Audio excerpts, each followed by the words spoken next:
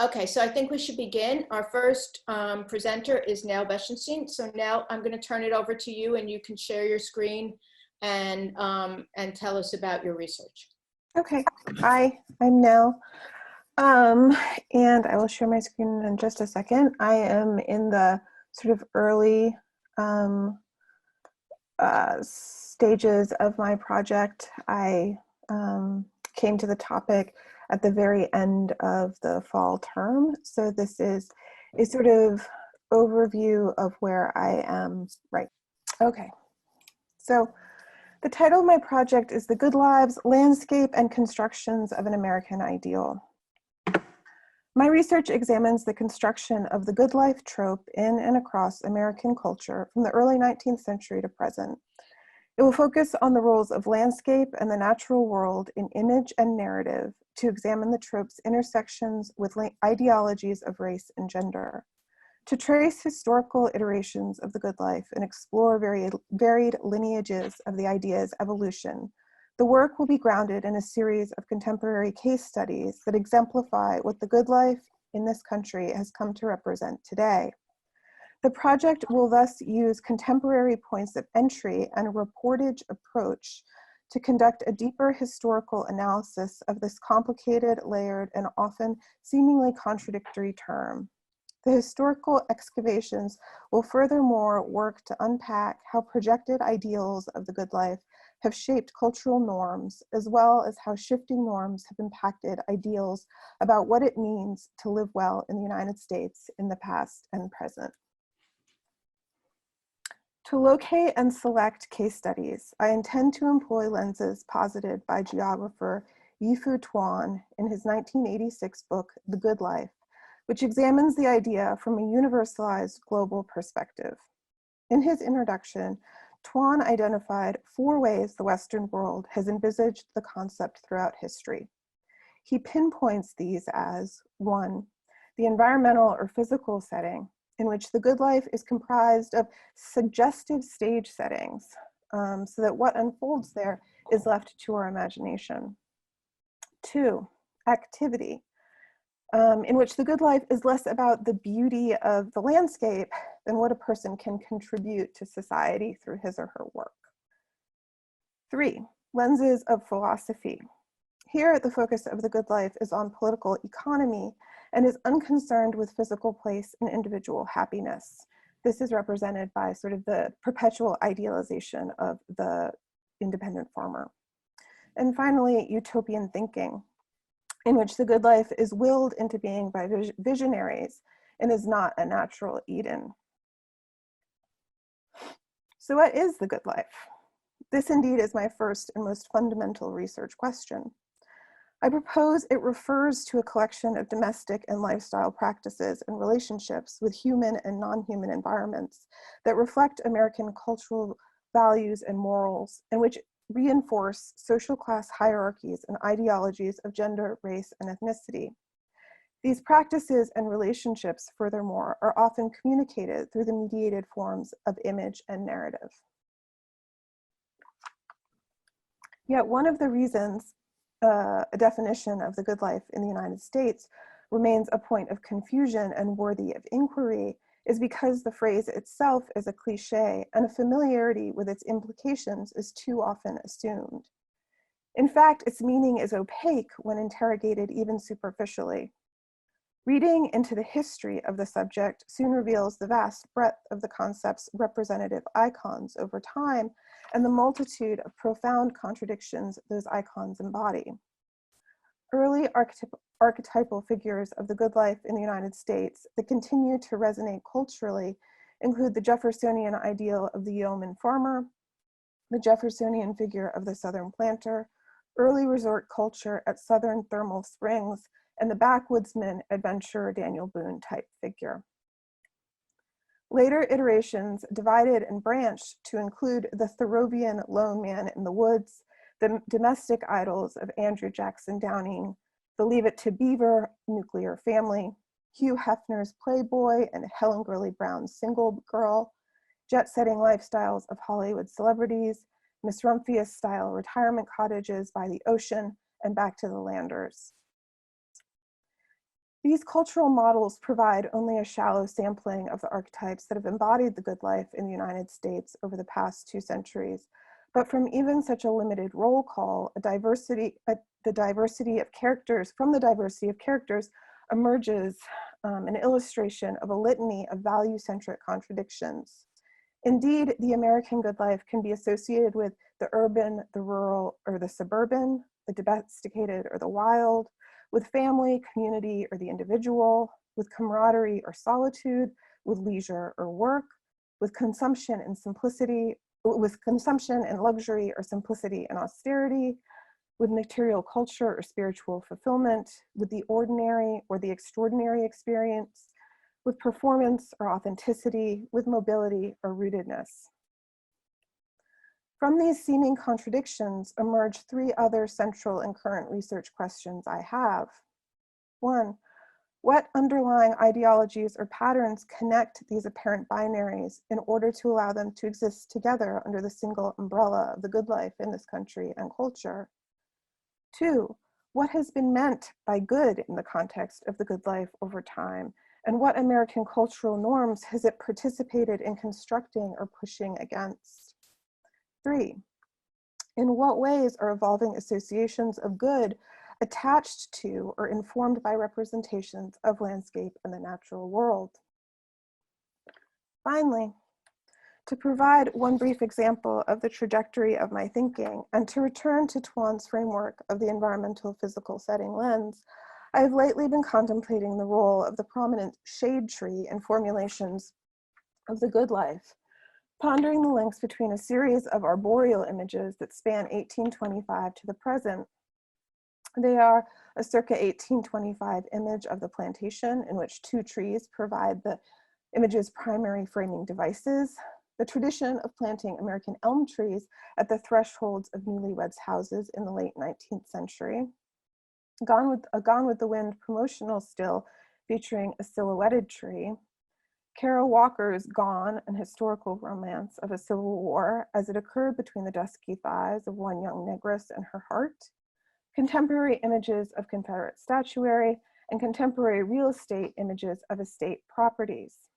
I'm curious about the ways in which Sylvan imagery provides a kind of environmental and compositional coherency over time that appears to underscore American mythologies about race, domesticity, and power.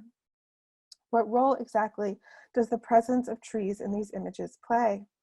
How active a role can we consider that? And has the agency of trees in such imagery changed over time?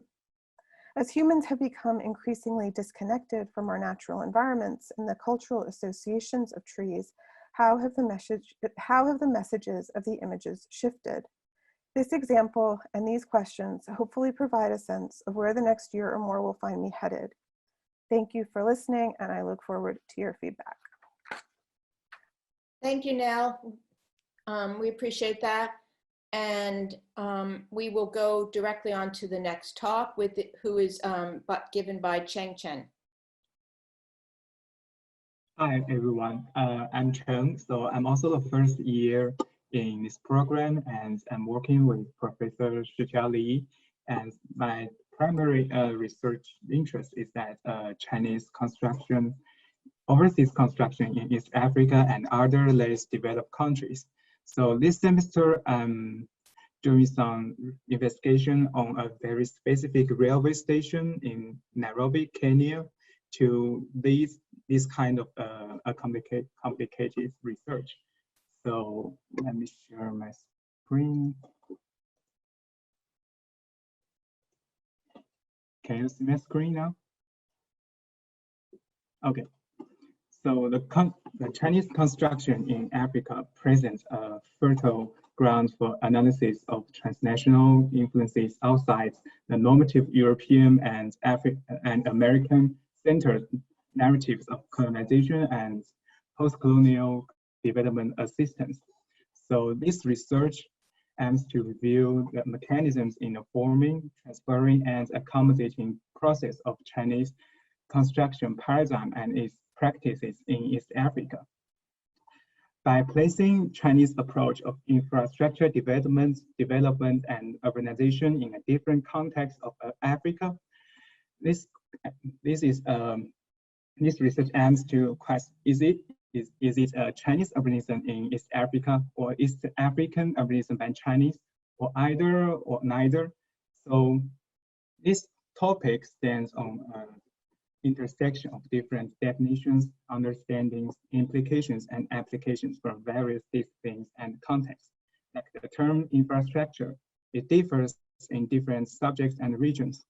So at a very primary stage of my research, I start unpacking this complex from investigating the historic circumstances of three dynamic processes and a very specific recent project, the Nairobi terminus of the Mombasa-Nairobi Standard Gauge Railway, completed in 2017 to organize the theoretical and practical exploration.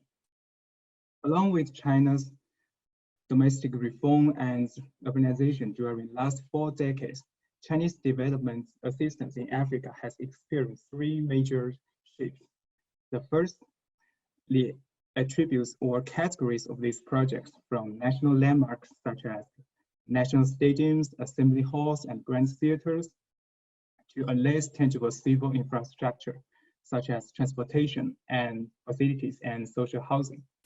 The second one is the funding source, from an all-inclusive turnkey donation to a market participation and investment at different levels. And the third shift is the operational structure, from a very closed loop under administrative instructions to an EPC-led industrial cooperation. Then we come to our very specific example, the Nairobi terminus. Why it matters? Because it's the very first railway after Kenya's independence and the biggest infrastructure investment ever in Kenya. And it's a pivotal section of China's ambitious transportation network in East Africa, connecting its biggest harbor with the broad inland markets. Most importantly, it exposes some kind of the systematic relevancies between railway systems China builds at home and abroad. So this is a kind of the mutual references of the architectural language, infrastructural standards, and supporting systems between Chinese and Kenya railway systems, which is really interesting and inspiring. It just makes me think, is this mutual reference suggesting a kind of Chinese pattern of domestic construction and urbanism transplanted to East Africa? To verify this hypothesis, first we need to demonstrate the existence of certain patterns of domestic transportation construction in China, and then the relevances between 2 sides.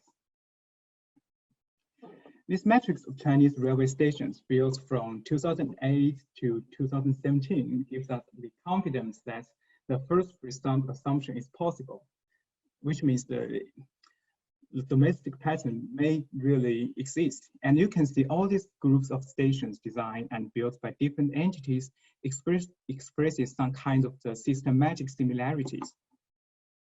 And back to this may also answer the second question of the transnational relevance and the transition. So we can move to dig deeper with further questions, which is what kind of the pattern? How was it produced and transferred? What's the role of local African context, and what's the impact on both sides? To unpack these complicated and overlapped questions, I borrowed one economic classification of infrastructure to develop an individual, institutional, and socio-economic structure in an investigation on Nairobi terminus. The first one is the individual. We just investigate all these kind of individuals involved in the construction of the station, the architects, field workers, suppliers, local residents, and officials. The labor structure shows that construction standards might transfer through human interaction and instructions at different levels of the project. And then the institutional level. So the left one is kind of all these Chinese entities involved, and and the evolution with the green lines and the interactions of these Chinese entities, which suggests a closed industrial environment with limited traditional practitioners, which is the government, the construction corporates, the design institutes, and their long-term collaborations. As the design institutes specifically, it is very interesting to show that it is a very specific pattern of the collective production of design rather than individualistic creation.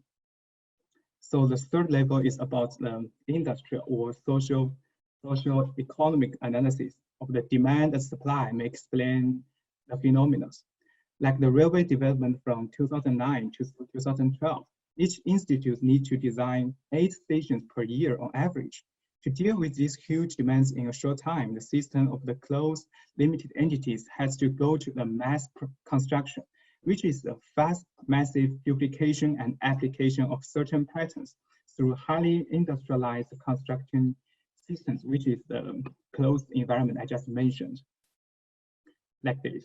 So this is kind of the explanation of such domestic pattern. And as to the Africa, it is very interesting to see that the such transnational transplantation, even with meticulous accommodations and response to local context, still faces some kind of mismatches and challenges caused by systemic difference and the routine of this mass construction. It's just like the site planning of the station is too remote without urban transportation system in China, and the lack of the regional sensitivity and oversimplified symbolic representation in the design of architecture, and the crisis of the depth sustainability by massive investments, regardless the fragile economic health of African countries. So this is all these kind of the challenges, crises, and problems during this kind of the transnational transplantation. As a result, the Chinese style of urbanization and infrastructure development is the emphasis on both scale and speed to construct an efficient infrastructure network as soon as possible to boost the economic development. As to Africa, with factors of market, investments, diplomacy, and local context, it presents a more complicated hybrid, dynamic, and controversial situation. So this is what I have for now, and the following research is going to conduct more field work and primary archives in the site. And thank you, and I really appreciate your feedback. Thank you, Cheng.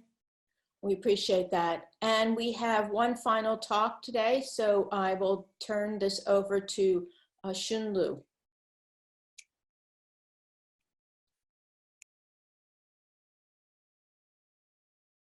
Can you see my screen?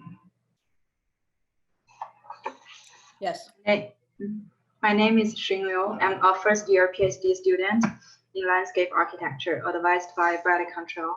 My research topic is the uses and misuses of simulation in landscape architecture. I would like to start the presentation with some definitions first.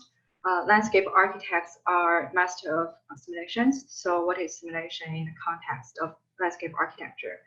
Simulation are defined in relation to the distinction between its original and its copy. On one hand, to simulate is to pretend to have, to feign, and or to give false appearance. By this definition, simulations are surface representations of an original that mask truth and impede access to knowledge.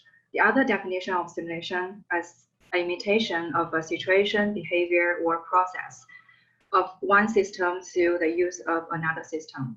Regards simulation as a fundamental impulse and instrument for acquiring knowledge. My dissertation takes this apparent gap between those two definitions as its central concerns, focusing on a variety of tools and techniques that are used to understand the processes that constitute our landscapes. The term of misuse with the bracket on its prefix mis is defined in the context of this interdisciplinary knowledge production. Trying to avoid defining use and misuse separately, this word misuse here has three meanings. The act of employing knowledge from one field to another with certain purposes, no matter the purposes originating from either field. It also means the seemingly improper, wrong, obsolete, overlooked, or overused applications to the second field, which may or may not produce new knowledge. And by putting these two words together, it represents a synthesis of approaches of integrating knowledge, method, and applications from different disciplines, especially between computer science and landscape architecture. And in recent years, many software packages used by designers have developed toolboxes and graphical algorithm editors to allow the inclusion of simple scripting operations into current workflows. As these off-the-shelf simulation tools require little knowledge of programming or scripting, they have widely expanded the applications of computational simulations in design field. However, these tools have also blocked the designer's ability to understand the origins and logic of the algorithms. Thus, the designers would use or misuse the simulations for different purposes.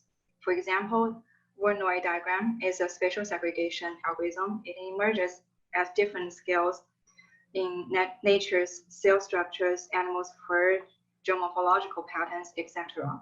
In the last 2 decades, with the development in computational technologies, Voronoi diagram has been embedded in many plugins in GIS and 3D modeling softwares, such as this one developed in Grasshopper in 2007. Since then, the use of Voronoi has been excessively used by architects and landscape architects. Through mimicking natural forms, behaviors, and processes, Voronoi diagram is used as a form generator in those small-scale gardens or plaza designs, as alternative mapping method in large-scale landscape and urban research, as algorithms for structural optimizations in constructions and digital fabrication projects, just to name a few. By listing these applications, I'm not criticizing or categorizing them as use or misuse of the algorithm. Rather, I want to ask 3 questions.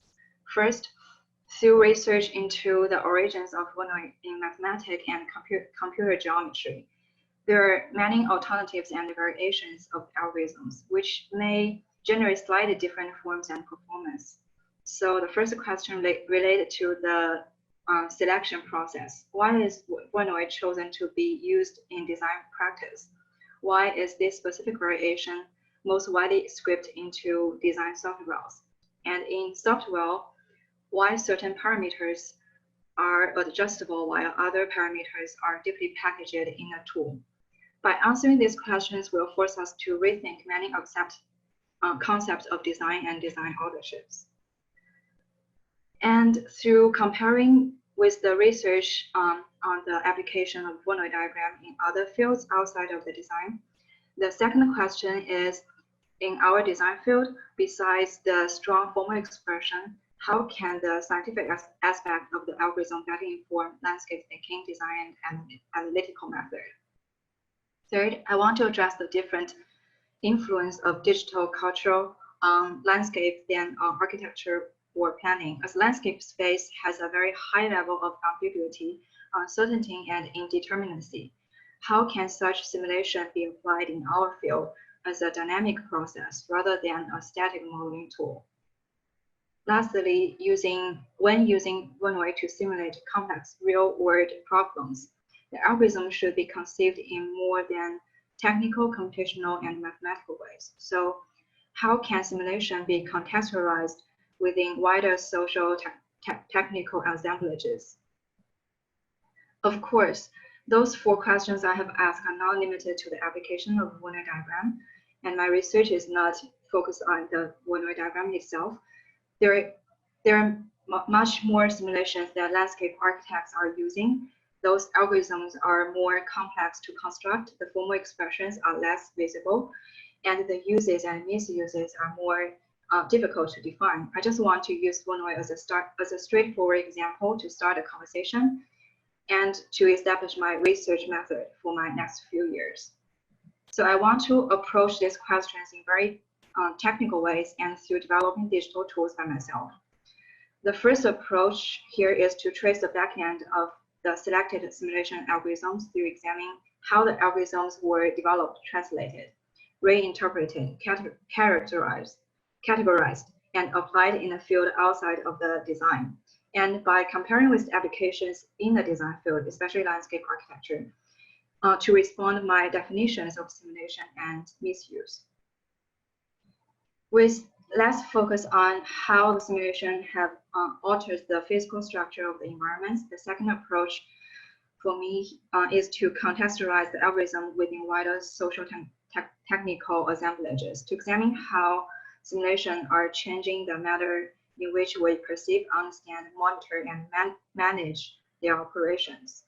The third approach is to test innovative method of combining physical simulations and computer simulations in order to enable landscape architects to design intuitively with tangible material process while being informed by computational simulation simultaneously. I hope that this research will address the role of simulation in contemporary landscape architecture to explore their unrealized potentials and how they can be efficiently integrated into a design process. And finally, to cast light on their deficiencies and limitations. Thank you.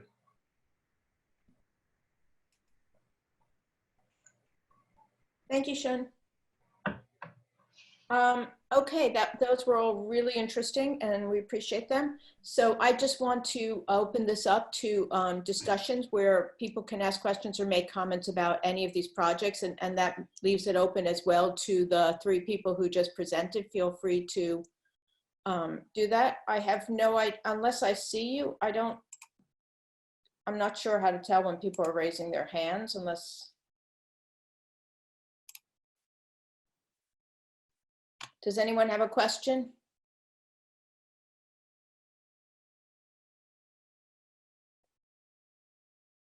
So, All right. Oh, go ahead.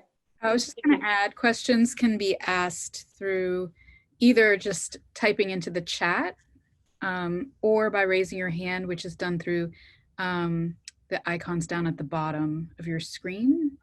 Yeah, where do hand raises show? To under participants? No, but like how would we see who's raising their hand? So if you have your a participant panel up, Yeah. the hand will show up right next to it. Okay. So I'm going to demonstrate raising my hand. Okay. Okay, good. Do you see it? My hands are raised. Yeah, I see it. That's great. Okay, if nobody has a question, or unless Xichao you do, I can begin. Yeah, you can begin, but I have a question, yes. Okay, well, let me just ask one of Nell. Nell, I think the work has really developed and is getting a very good, clear framework. So I'm curious about a couple things. One is, well, really this one, let's focus on this. When you use those 4 categories from Tuan's book, and I think they're all well thought out, right? And there's many examples and it gives you clear categories. The book comes out in 1986.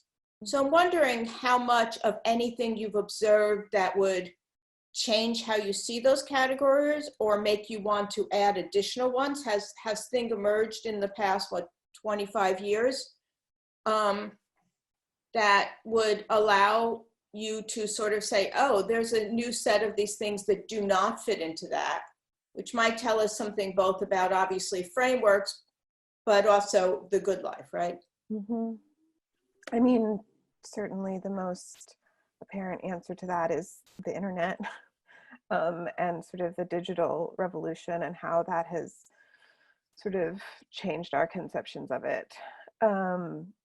Does it create a new category by which you frame it, or? Yeah, I think that's an excellent question and one that I will absolutely consider. I think I reflexively turn away from digital things. So to be encouraged to turn towards digital things is a good reminder. Yeah. Yeah, I mean, because it seems to me the virtue of looking at something very well thought out from some decades ago and having many changes, and that's just one of them, there could well be potentially others, is how does this emergence of new categories or the new realms make us re-see those, or make us see what real distinctions are, not just in the good life, but those categories around it, which then will of course affect how you look at the good life. Where is it located? You know, what things can you think that, I mean, it is interesting. It seems to be located in these things, right? Not just manifest, sort of situated, which I think is a very, you know, one of the big things that you've been thinking about in terms of the issues of the good life. Oh, I see raised hands. Well, I was going to go to Zihao first. Thanks. I just want to sort of quickly add into this conversation is that I don't feel like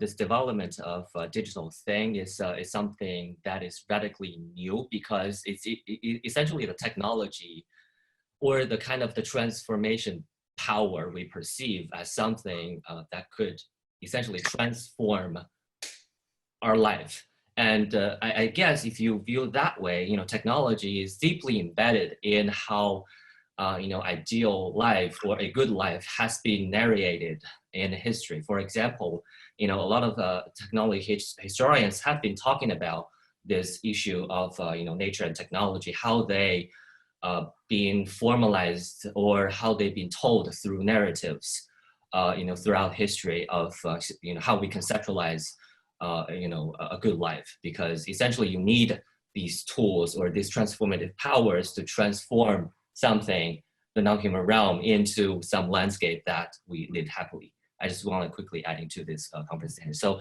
in that sense, a lot of the narratives we see today about digital technology hasn't really changed so much, because it's essentially about, a form of transformative power. Great, thank you. Yes, Shicha, go ahead. It's interesting that my thoughts were in the kind of chronologically the opposite direction as you, Nana. I was really thinking about Aristotle. It brings us all the way back to the question that prompted him to write Politics, which is really what is good life. What's really interesting to look at Tuan's work is that it is actually beginning, he was introducing a cultural perspective, which is kind of different from the Aristotelian conception, by saying that this is how the West does it. To me, I think, how the West does it is very Aristotelian. It's really about potentiality and it's about utopia. So potential, it's really about what a human being is constructed and what the ideal form of that human being is constructed. And then what being is, is the being and becoming, so our life becomes becoming that ideal form, which is really what potentiality is all about. So there's a kind of deeper, kind of almost like a civilizational assumption of that question, which is really, really important. And I have to say that I ended my current World Contemporary Architecture classes with the question, what is good life? It is certainly, it's really an exciting question to ask. It's kind of very normal and very unremarkable at one sense, but then if you actually kind of look deeper into how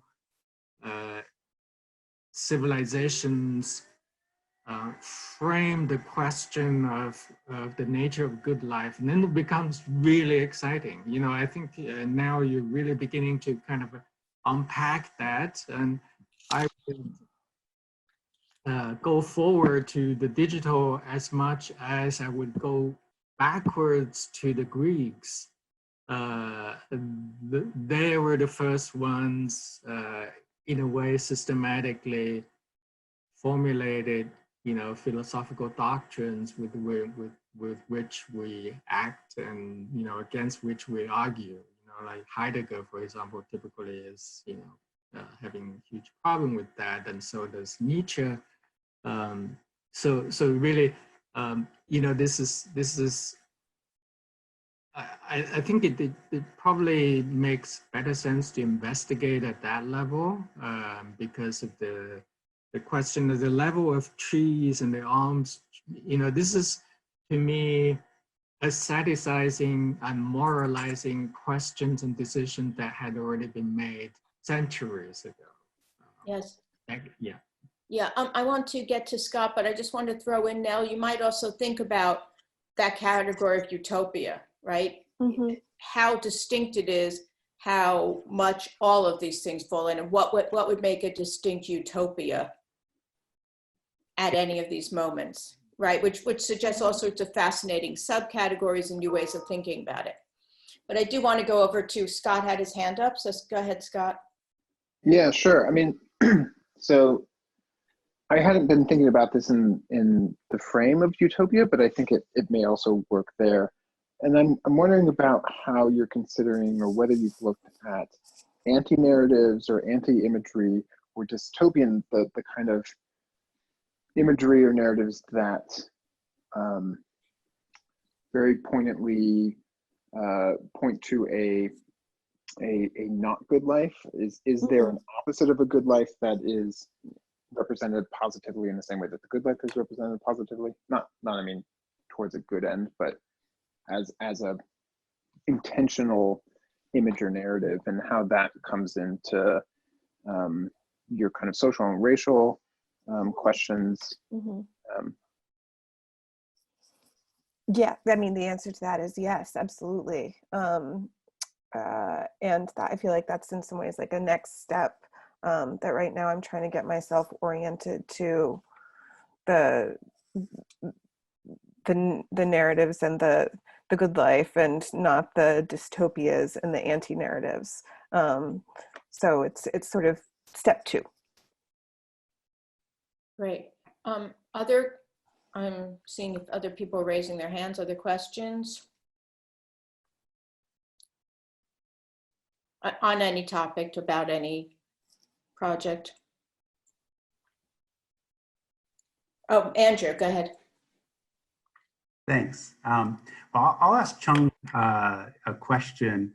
I think your project is fascinating to me, of course, in so many ways. What also stands out about it is how broad this really is right now as a area of investigation, particularly because I'm not always 100% sure what disciplines you're going to tap into to be able to answer some of the questions you have, because you're looking at civilizational questions in some ways that have economic processes are at work, cultural processes are at work, social and environmental and fundamentally aesthetic processes are at work. And so I wonder if you can comment really at that level a little bit of where you see yourself as a researcher, so that I get a better idea maybe of, what are you spanning, or what are you focusing on within this research? Thank you. That's a really great question, which I was always struggling with. So my current answer is that I'm going to introduce some kind of the socio-economic perspectives into the production of the design. So that's why I spent a lot of time to investigate the institutional cooperation and to see how this kind of economic framework to influence the produce process of the design. So, which is very interesting, because I know this kind of the transnational process goes deeply involved with the global economy and kind of the diplomatic issues. So these issues may be the background or context of my research, but I think it is most important to discover what kind of the impact on the constructed environment or the spatial aspects, which means to introduce the economic perspective into this kind of the producing process of the design and urban planning. So this is what I think I was doing now. Yeah. If I can just add a little comment, and well, by the way, I think the presentation was really great, and it was just it's fascinating. There's so many, you know, amazing details. We can just take the Scott Mitchell question just now, and saying that, you know, was it what it is that it is not. Colonization and centuries of 19th century's colonization experience is not what this is, you know. So really that sets up a really intriguing question. If that's not, then what is it? You know, I know it's a kind of ontological investigation, but it's kind of really look at it. That what is it? You know, that if it's not that, then what it is this time. It's substantial enough, and it's really a real kind of infrastructural reality that's being shaped, and we have so little knowledge. And Andrew, I think it's really fascinating for you as well in terms of the transportation side of things. Yeah, that's something that I was hoping that you could, you know, take a great interest in. Oh, absolutely. I mean, that's exactly it. I think it's incredibly fascinating, and ultimately this idea of the velocity with which societies kind of rebuild themselves or build themselves, and how infrastructures like mobility infrastructures, logistics infrastructures, are driven by economic processes, but ultimately redefine the way that, you know, the good life manifests, interestingly enough. I think is going to be very exciting. And I think, yeah, the built environment is exactly the right kind of template to be looking for the products of these social and economic processes. So no, I think it's great to hear what you're working on, and see it coming together for sure. And you already do have a lot of detail, as Xichao noted. It's very specific. And then I think working through how you're going to find the information you need is the next big question, I think. But that yeah. Oh, go ahead.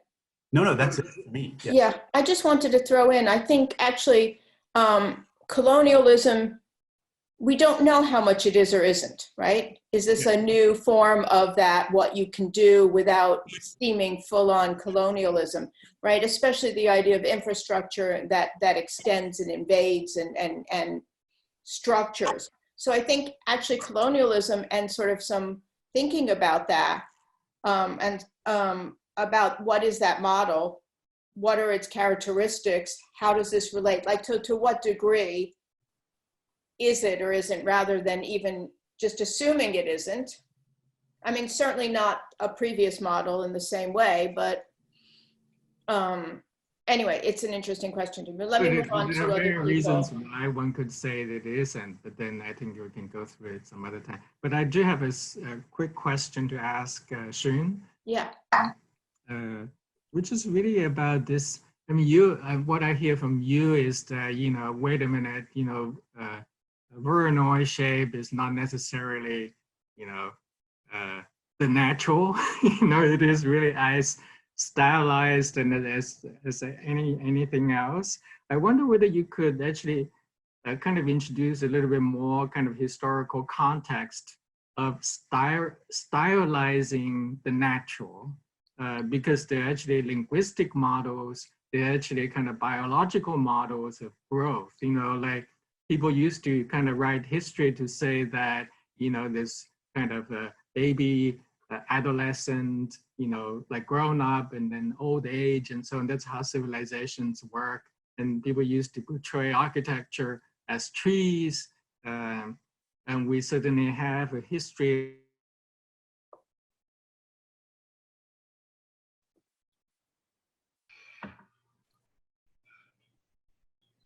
Did other people lose Xichao?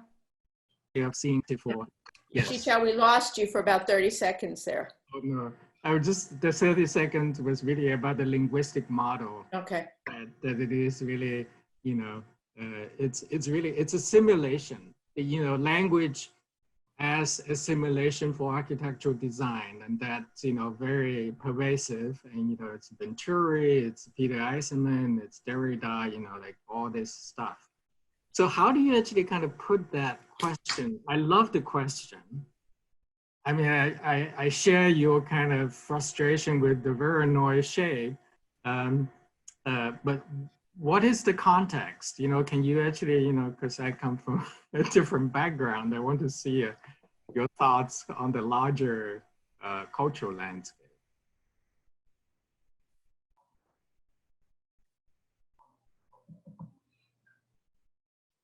And I think in terms of the styling, history, and linguistic model, and I previously haven't too much research into that part, but I feel the research itself trying to distinguish the model, what is the difference between landscape and architecture is very interesting, because a lot of the theories about the emergence and all these kind of ecological model that are theorized by architects and architecture theorists a lot, but it's not in the field of landscape architecture. It seems there's not too many theories about that. So I'm also very curious why it is happened that it seems obvious more related to the landscape itself rather than architects. Yeah, yeah. Mm. Hands? Andrew? Yeah, just a brief comment. I think yeah, I'm also fascinated by what you're doing, and I think it's going to be a really useful contribution, certainly to landscape where you're focused, but I think it'll have resonances with other disciplines. And I'm actually just going to provide an anecdote, because I can, related to my own research in a dissertation where I was using convex hulls, which in order to understand people's daily activity patterns. And at the time, the methodology, I got it from basically animal behavior studies. And, you know, what ultimately, you know, I had some strange, very bourgeois kind of resonance of like, oh, I'm using animal-based methods to understand human behavior. Is that weird? Ultimately, it has manifested in a massive way today in terms of our considerations of privacy for humans, that, you know, ostensibly no one cares about that for animals. And I think the way that algorithms make their way from one discipline to another, and it was a very small gap for me, it was just animals to humans within behavioral research. You're talking about much bigger gaps. I'm curious, like what kind of assumptions, cultural assumptions, all of those things that make their way across boundaries, whether those resonances disappear entirely or whether they do remain in different ways. And I think it's going to be very specific whenever that happens. But I think, you know, kind of building in a way on what Xichao said, I think there will be value in tracking that to some degree. What comes with the algorithm that's not necessarily written down about it. But again, I don't know if that came across as a question, so my apologies. I also wanted to throw in, I'm curious how much, and to go back to the idea of simulations, that we're talking about simulations affect this discussion, right? Is there something unique about how the role simulations play, about what they do, about how they borrow and move between things? I think it is an interesting part that makes it sort of, is that different than how we might borrow other concepts? It's just a general question because I don't have the answer, but I think it's the other part of this, right? Is to interrogate simulations in themselves and the way they work within things as then keys to this distinction. Mhm. And so to not just assume the simulations are the same thing as these processes, Mhm. but to consider that role of simulations, which I think itself is interesting in the fact that how people use simulations now, which is different than sort of models. Yeah. That set of distinctions, or at least to look at that and see where you stand on that. Do you have a position for right now, or? There seems to be two classes of questions. One is, related to why is this particular shape chosen and so favored culturally, human culturally, and it's kind of developed into almost like a stylistic kind of trend. And the second group of questions is really related to what are the efficacies in modeling and simulation models. And that's interesting. I think about the modeling of in climatology, in kind of hurricane paths and and so on and so forth. That's really hugely complex kind of modeling process, and even Brad's kind of modeling of fluid dynamics and so on. This is really, I wouldn't say that's modeling. maybe that's kind of like, how do you describe that? And I don't even know. Well, yeah, that's really my question is to really not lose that term, because itself really is so informative of this moment and of a way of thinking, and therefore borrowing and associations to everything else. Other questions? I'll just make a statement just based on everyone's kind of comments here, but one piece in that, Xun, to think a bit about is there's the description of an environmental model through code, which is an abstraction of that model, and then there's this kind of visual metaphor that is an abstraction of some sort of environmental phenomenon or model as well. And there's a gap there that it isn't necessarily being addressed yet in your methodology. And I think that's, I hadn't really thought of that until Xu Qiao's comment and Andrew's comment, but that's something to think a bit about. You have you didn't show today these great timelines that kind of track the history of these algorithms that I think are useful. But this kind of gap between code as abstraction and and visual metaphor as abstraction, I think is one that we could use some more mining. Other questions? Comments? I mean, we're almost out of time, but we can certainly engage one more if anyone would like to add something. Hey, Xun, can I ask one question? Yeah, sure. I don't know why I've never thought of this before and it hasn't come up yet today, is whether this is a question primarily, a study primarily of pedagogical issues or issues in practice. I know your background in the planning department in New York maybe favors us towards practice-based uses or misuses, but I wonder also if there's a large portion of this which has to do with how pedagogy is embracing these new technologies within the academy at the stage of people learning, particularly around this idea of misuse, of learning new technologies that they've never come in contact with before. So is your question like how I situate my research, either in practice or academia? Well, maybe not how you situate it, but where these kind of algorithmic uses or misuses are either beginning, or where you see them most being misused and used. I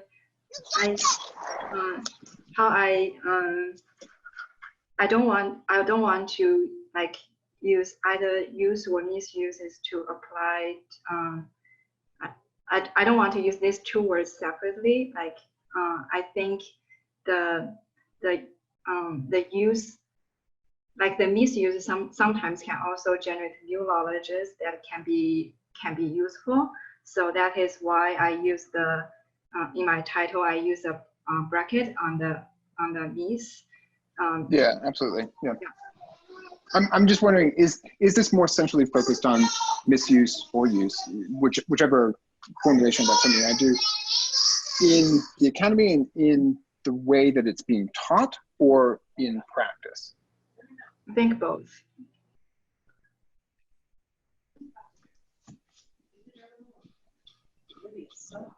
Anybody final comments?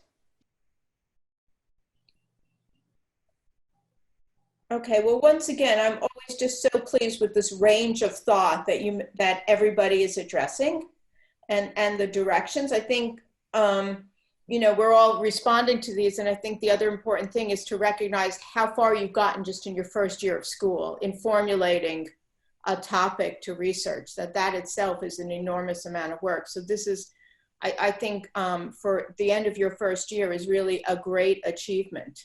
The kind of clarity to which we're now having all these really interesting questions. So thank you again. Thanks everybody for coming to this, and thank you presenters. Well, thank you. Before you go, can I just very quickly, because I see Miranda Dawkins is there. Can you just say to the class she will be joining us in the fall? Hello, Miranda, if you're still there. Well, she's muted. And we don't have a video, but maybe not. Anyway, so you'll be seeing her. Okay, that's great. I'm so glad you're able to be here. Yeah. All right. Thanks again. Thank you. All right. Bye-bye.